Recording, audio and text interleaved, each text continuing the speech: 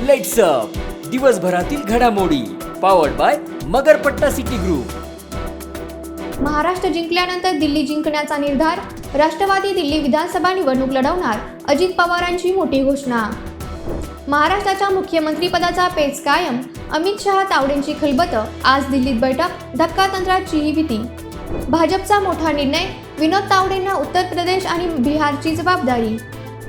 जाणत्या राजाने जनाधार गमावला, आता राज्याचे आणखी वाटोळे न करता घरी बसावं, विखेंचा पवारांना टोला।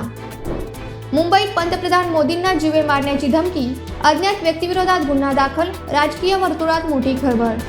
मनोज जरांगे यांनी जातीवाद पसरवण्याचं काम केलं, म्हणून माझं मताधिक्य कमी, छगन भुजबळ यांची जाहीर कबुली।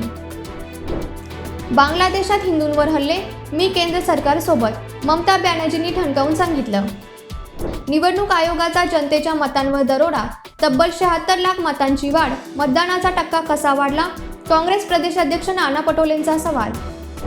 निवडणूक निकालानंतर 5 दिवसांनी झारखंडमध्ये नवं सरकार, हेमंत सोरेन चौथ्यांदा मुख्यमंत्री, आज घेतली मुख्यमंत्रीपदाची शपथ। असुरक्षित वातावरणाचा फटका पाकिस्तान सरकार आणि क्रिकेट बोर्डाला, श्रीलंकेचा संघ सामना सोडून मायदेशी रवाना।